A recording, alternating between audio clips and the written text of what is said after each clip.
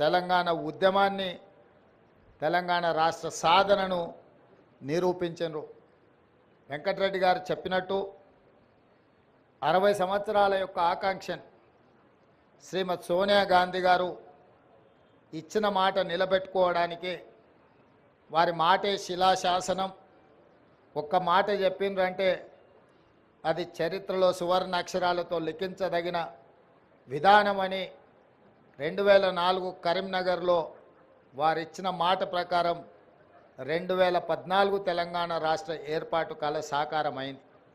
2014 నుంచి 2024 వరకు దాదాపుగా 10 సంవత్సరాల అధికారంలో ఉన్నవాళ్ళు ఎన్నెన్నో నిర్మించడం, ప్రపంచానికే ఆదర్శంగా నిలబడడం, చాలా విషయాలు గొప్పలు వాళ్ళు ప్రస్తావించడం జరిగింది. నేను పెద్దగా రాజకీయ విమర్శలకు నేను వెళ్ళదలుచుకోలేదు, కానీ 10 సంవత్సరాలు పరిపాలన చేపట్టిన వాళ్ళు తెలంగాణ తల్లిని తెరమరుగున పడవేసినరు. ఎందుకంటే తెలంగాణ తల్లి కంటే కూడా వారే ప్రాధాన్యత, వారే తెలంగాణకు సర్వం, నేనే తెలంగాణ, తెలంగాణనే నేను అనే విధంగా గత పాలకులు వ్యవహరించినరు. ఆ విధానానికి కాంగ్రెస్ పార్టీ, ప్రజలెన్నుకున్న ప్రభుత్వం, ప్రజాపాలన ఆ పాత విధానాలకు విరుద్ధం ప్రగతి భవన్ పేరు మీద పెద్ద గడిని నిర్మించుకొని చుట్టూతా ముళ్ళ కంచెలు ఏర్పాటు చేసుకొని వందలాది మంది పోలీసుల పహారల మధ్యలో వారు భద్రంగా అక్కడ ఉండి తెలంగాణ ప్రజలకు ప్రవేశం లేదు అని నిషేధించిన ప్రగతి భవన్ను ప్రజాభవన్గా మార్చి జ్యోతిరావు పూలే భవన్గా ఈరోజు తెలంగాణ ప్రజలు ఏ సమస్యలు ఉన్నా స్వేచ్ఛగా లోపలికి వెళ్ళొచ్చు, అక్కడున్న ప్రజాప్రతినిధులకు, అధికారులకు విన్నవించవచ్చు, ఆ సమస్యల్ని పరిష్కరిస్తాము అని చెప్పి గడిగా మారిన ప్రజాభవన్ను ఈరోజు వాళ్ళు ప్రగతి భవన్ పేరు మీద ప్రజలకు దూరం చేస్తే ప్రజాభవన్ పేరు మీద మన ప్రభుత్వం ప్రజలకు అందుబాటులోకి తీసుకొచ్చి దేశానికే ఆదర్శంగా ఈ ప్రభుత్వం నిలబడ్డది. అదేవిధంగా సచివాలయం తెలంగాణ పరిపాలనకు గుండెకాయ.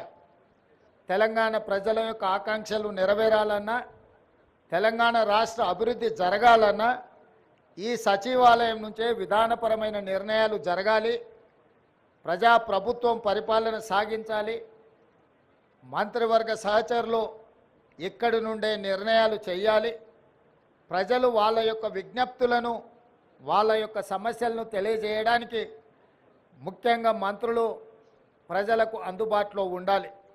ఇది సచివాలయ విధి విధానాలు.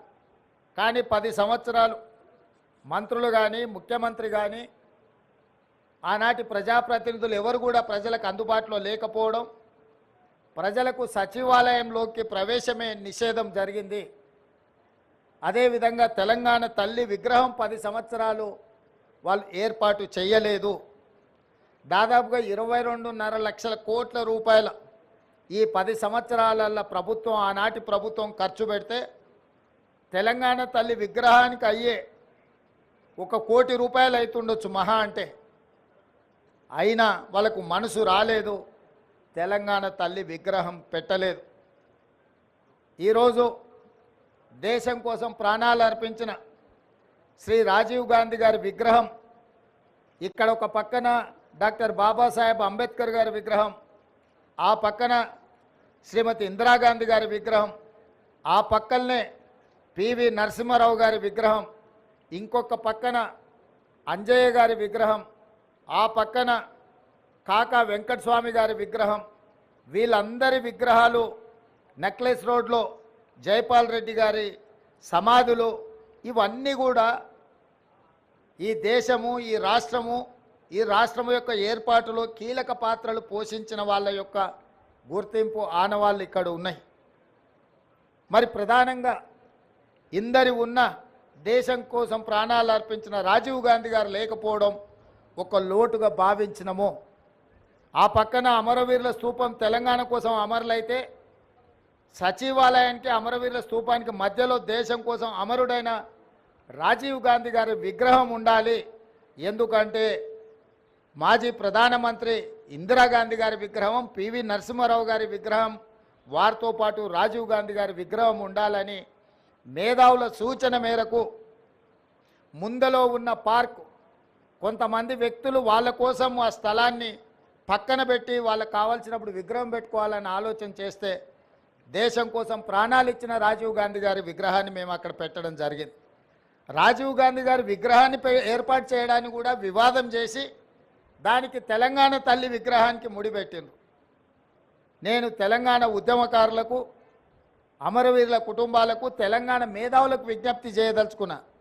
10 సంవత్సరాలు మీరు ముఖ్యమంత్రిగా ప్రభుత్వంలో ఉన్నప్పుడు ఎక్కడే కానీ తెలంగాణ తల్లి విగ్రహాన్ని ఏర్పాటు చేయలేదు. అందుకే ఈరోజు కాదు, జూన్ 2 నాడే నేను చెప్పిన సచివాలయం లోపల తెలంగాణ ప్రజలకు పరిపాలన గుండెకాయ అయిన సచివాలయంలో తెలంగాణ తల్లి విగ్రహ ప్రతిష్టను ఏర్పాటు చేస్తామని జూన్ 2 నాడు నేను అధికారికంగా ప్రకటించిన. ఈ విగ్రహం యొక్క నమూనాను JNTU fine arts college principal మన తెలంగాణ బిడ్డ వారికి ఈ నమూనాను తెలంగాణ ప్రజలు ఏం కోరుకుంటున్నారు, తెలంగాణ తల్లి అంటే దర్పం ఉండాలి, పోరాట పటిమ ఉండాలి, భవిష్యత్ తరాలకు స్ఫూర్తిగా ఉండాలి. నిజంగా మన కన్న తల్లిని చూస్తే మనకి ఎంత సంతోషాన్ని, ఎంత ఆత్మవిశ్వాసాన్ని పెంపొందిస్తుందో ఆ తెలంగాణ తల్లి కూడా ఆ విధంగా తెలంగాణ ప్రజలకు దగ్గరగా ఉండాలి. కొద్దిమంది దొరలకు గడీలలో ఉండే వాళ్ళ యొక్క ఆనవాళ్లతో తెలంగాణ తల్లి ఉండకూడదని ఒక నిర్దిష్టమైన అభిప్రాయంతో JNTU fine arts college principal గారికి మేము విజ్ఞప్తి చేయడం జరిగింది. అందుకే ఈరోజు అక్కడో ఇక్కడో ఎక్కడో కాకుండా తెలంగాణ ప్రజల గుండెకాయ అయిన సచివాలయంలో తెలంగాణ తల్లి యొక్క విగ్రహాన్ని పెట్టాలి అని ఈ ప్రజాప్రభుత్వం నిర్ణయం తీసుకొని ఈరోజు శంకుస్థాపన కార్యక్రమాన్ని మనం ప్రారంభించుకున్నాము. డిసెంబర్ 9 మనం విగ్రహాన్ని ఆవిష్కరించుకోబోతున్నాం. డిసెంబర్ 9కున్న ప్రత్యేకత మీకు తెలుసు. కేంద్ర ప్రభుత్వం యూపీఏ చైర్పర్సన్ శ్రీమతి సోనియా గాంధీ గారి నాయకత్వంలో ప్రధానమంత్రి మన్మోహన్ సింగ్ గారు, అదేవిధంగా కేంద్ర హోంశాఖ మంత్రి చిదంబరం గారు తెలంగాణ రాష్ట్ర ఏర్పాటు ప్రక్రియ ప్రారంభమైంది అని డిసెంబర్ 9, 2009 నాడు వారు ప్రకటించడం జరిగింది.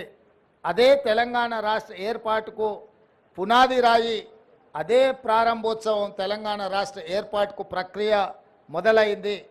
అదేవిధంగా మన నాయకురాలు తెలంగాణ రాష్ట్రం ఇచ్చిన శ్రీమతి సోనియా గాంధీ గారి జన్మదినం కూడా డిసెంబర్ 9. కాబట్టి తెలంగాణ ప్రజలకు డిసెంబర్ 9 ఒక పండగ రోజు. ఆ రోజు తెలంగాణ తల్లి విగ్రహాన్ని ప్రారంభించుకోవడం సముచితంగా ఉంటుంది అని సహచరులందరూ సూచన మేరకు ఈరోజు ఈ కార్యక్రమాన్ని తీసుకున్నాం.